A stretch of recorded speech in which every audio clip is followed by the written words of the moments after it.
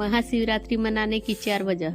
शिव पुराण के मुताबिक इस दिन लिंग रूप में प्रकट हुए थे महादेव, लेकिन मानता है कि शिव पार्वती विवाह हुआ फागुन महीने के कृष्ण पक्ष की चतुर्दशी तिथि पर महाशिवरात्रि पर्व मनाया जाता है। ज्योतिष ग्रंथों के मुताबिक चतुर्दशी तिथि के स्वामी शिव होते हैं, इसलिए हर महीने के कृष्ण पक्ष की चतुर्दशी तिथि को मासिक शिवरात्रि मनाई जाती है और उस दिन शिव जी की विशेष पूजा करते हैं। शिवरात्रि पर्व से जुड़ी कई मान्यताएं हैं जो भगवान शिव के पाकटच, विवाह, समुद्र मंथन और कैलाश पर्वत से जुड़ी है।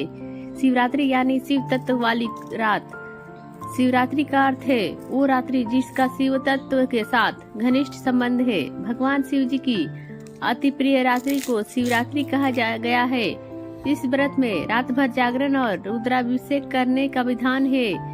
स्कंद पुराण में कहा गया है कि महाशिवरात्रि का पूजन, जागरण और उपवास करने वाले का पुनर्जन्म नहीं हो सकता, अर्थात उसे मोक्ष की प्राप्ति होती है। ब्रह्मा, विष्णु तथा पार्वती के पूछने पर भगवान शिव ने बताया कि शिवरात्रि व्रत करने से महान पुण्य की प्राप्ति होती है। शिव पुराण में मोक्ष के 4 रास्ते बताए गए हैं। इन चारों में भी शिवरात्रि व्रत का विशेष महत्व है, इसलिए इसे जरूर करना चाहिए। लिंग रूप में प्रकट हुए भगवान शिव पुराण में लिखा है कि महाशिवरात्रि पर भी भगवान शिव पहली बार प्रकट हुए थे।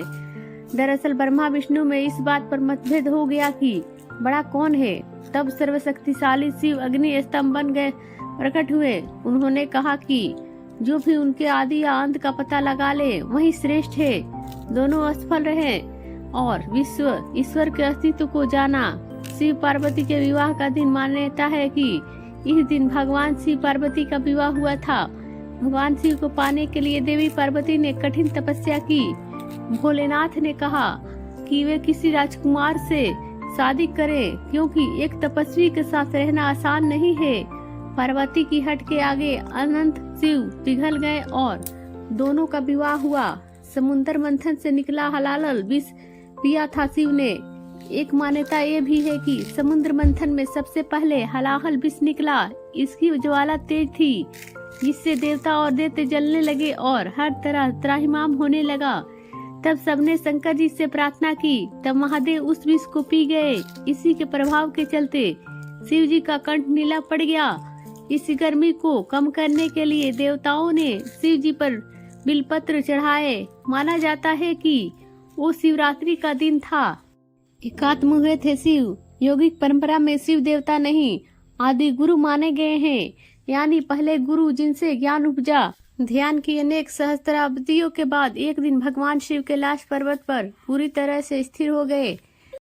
तब उनकी सारी गतिविधियां शांत हो गई और वे पूरी तरह स्थिर हो गए। माना जाता है कि वो दिन महाशिवरात्रि का था। यदि ये पौराणिक कथा आपको अच्छी लगी तो प्लीज मेरे चैनल को सब्सक्राइब कर दीजिए।